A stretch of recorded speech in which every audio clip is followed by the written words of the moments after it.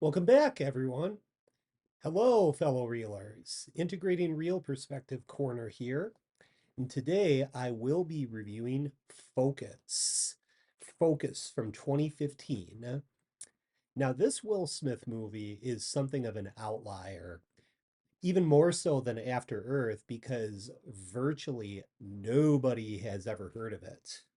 I remember one guy who was the maintenance man in my apartment building saying that he'd seen it, but that's pretty much it.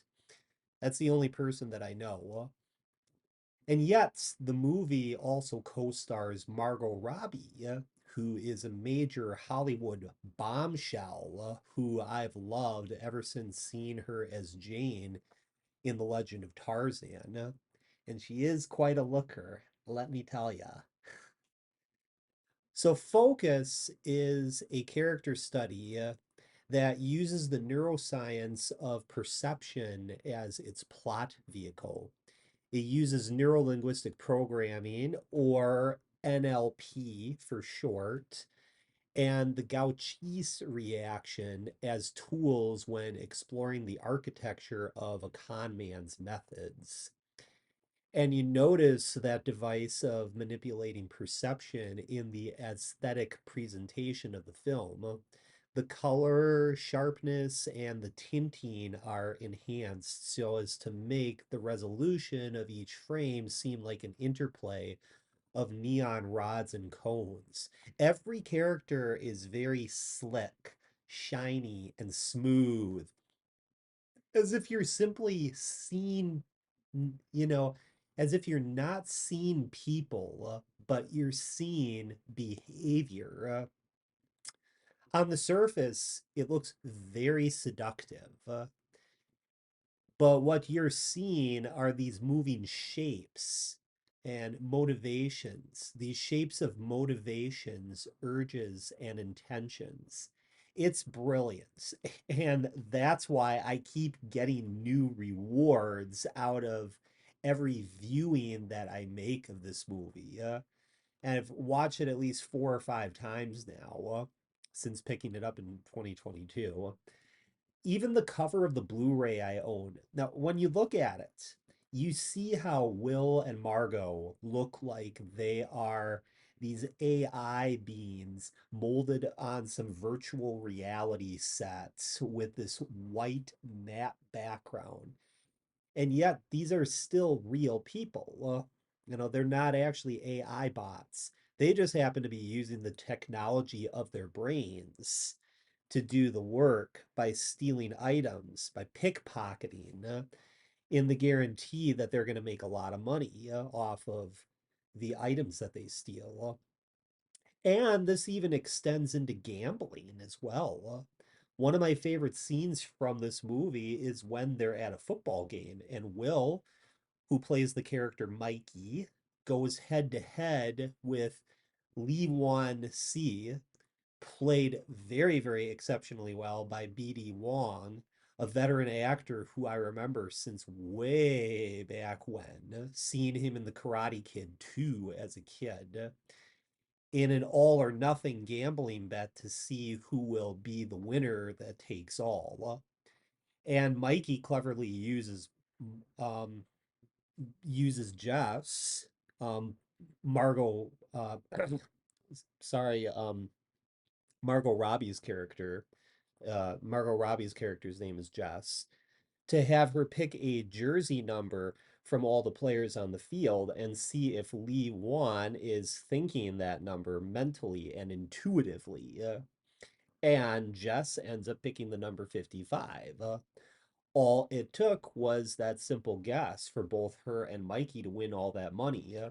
And then Mikey explains, and this is where it gets really intriguing, how he programmed the number 55 into Lee Wan's subconscious by creating primers, from the design of the chandelier to the number on his hotel room to a bunch of campaigners in the street, holding up these banner signs with the number 55. Um, there's he even uses the Mandarin word for five, which is woo. And then also playing the song Sympathy for the Devil by the Rolling Stones over the hotel's Muzak playlist, which features the classic woo woo line, that's played 124 times over the course of the whole song. Love, love, love that song. And then there's Adrian Martinez's character, Farhad, who plays a role in this by being the player wearing the 55 number on his jersey. As a matter of fact, they even, Mikey actually goes out of his way to put Farhad on the side of this truck as it's going past Lee Wan, too. Um, can't remember exactly um, what that truck was for, but the campaigners on the street had something to do with it as well. Turns out Farhad also had a bet to settle with the coach, the football coach. So things actually turned out well enough for him to play a role in Mikey's con scheme. Adrian Martinez, by the way, was great fun to watch. He almost made the movie as much as Will and Margot did. In order to get the psychology of the con down perfectly, there was a consultant hired for this movie by the name of Apollo Robbins. Check this guy out. He's got some, he's got a really fascinating history to him in his talks about the art of misdirection. I'm going to post a YouTube link to it down below. He was actually featured as a guest on the show Brain Games, which came out in 2011, which my friend had told me about, who, he watched the show as a kid while we were discussing the movie Focus. And it's an interesting show because it studies fringe topics like the study of illusions. And it's a show that one of these days I have got to watch myself. You can actually buy episodes of the show on YouTube. So, sorry. As remarkable as it is, hearing Will Smith's very steady and chill tone when talking on screen, I've actually found that watching Focus without the volume on opens your mind up to experiencing this film on different levels.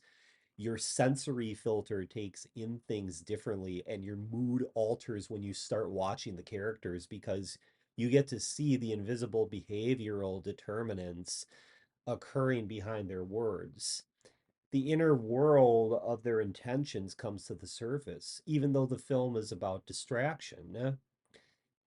Things become clearer as you remove the audio and just focus on the visual. My brain, personally, actually starts to paint a picture of what the characters are really saying underneath the surface dialogue, underneath the artifice of the film. Especially since with Mikey, you have to know what is a lie and what is the truth. Something that Jesse confronts Mikey about towards the end of the movie when you discover that he was manipulating her emotions under the Gauchais reaction method to get her to fall in love with him. The Gauchis reaction is also commonly referred to as mirroring, and I'm sure almost anybody who is a nerd for sociology, interpersonal communication, and human behavior studies in general is familiar with the term mirroring.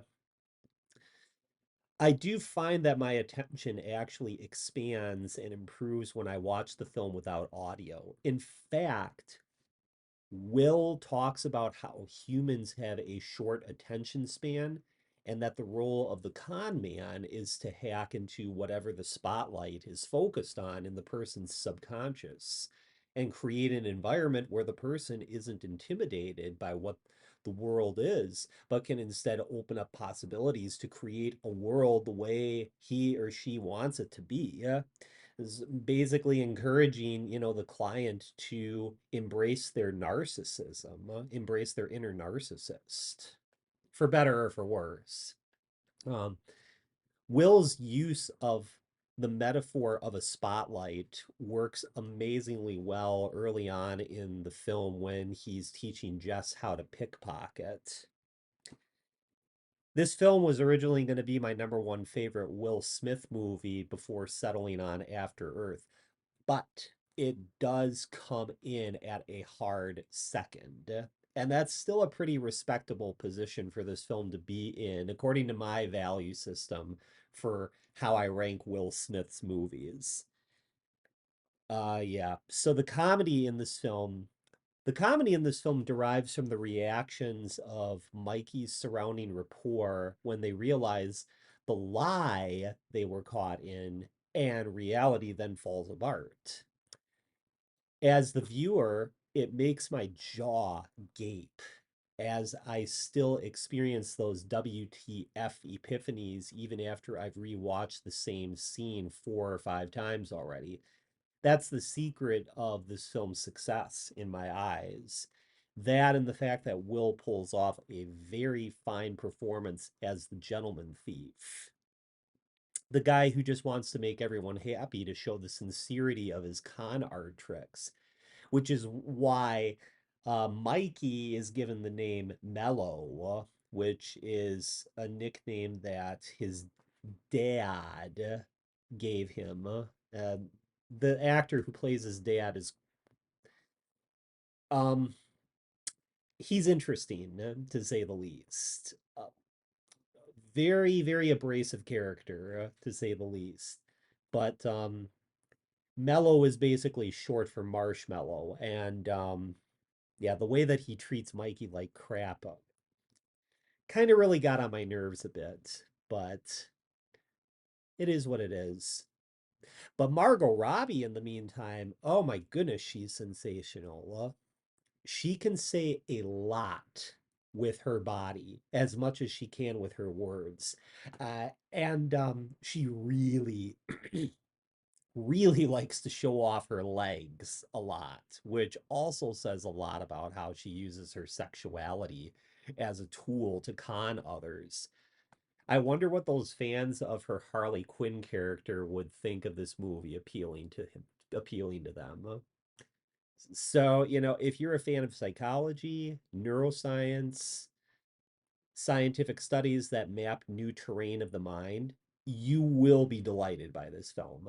And really, this is a film about acting underneath the guise of the con man's story arc. This is really a film about acting. The whole movie is you watching two people and their interactions with other people in their environment and how they manipulate the environment for the people that they're working with. And you're not sure if Mikey and Jess love each other or if they're just using each other.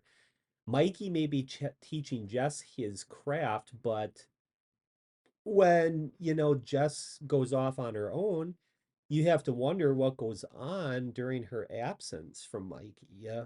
First, they're in New Orleans. Then later, they meet again in Buenos Aires. And is it love that brings them back together, or is it power? Is it love or is it power? That's really the core question that lies at the heart of this movie. Yeah. Because it could be both simultaneously. Yeah. And that's where the incongruent story scenarios become intriguing, because nothing about their backgrounds is told to you straight. I could watch this film like 5 times in a row, back to back, and still sit in wonder of how this film is beautifully conceived. And the lighthearted humor makes it even more enjoyable, even during the times when things get gnarly or hairy for the two leads. Like the scene when they're entering into the hotel balcony, in order to create the distraction, Mikey Mikey, turns around and tells Jess, and if you think for 1 minute that I'm going to allow your mother to talk to me like that, you are fucking crazy. And then Jess is like, why are you yelling at me? Yeah. Oh, geez. Yeah. Gosh. Gosh. Oh, yeah.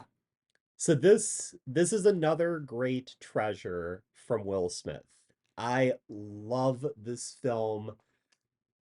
It is a film that brims with life and vibrancy like a fountain of psychedelic colors. Well, psychedelic neon colors. I mean, literally, I would love to see like a 3D version of this film out there because the visuals look as if they were shot with like a high resolution lens camera. I mean, it's almost like the pixels want to pop out of the screen and just envelop you with the the environment of the film itself. It's just quite magical watching this film. Huh? So yeah, that's my review for Focus, and I leave you off with that. And once again, thank you for watching, fellow reelers, and I will see you on the flip side with my next Will Smith review coming soon. And ciao.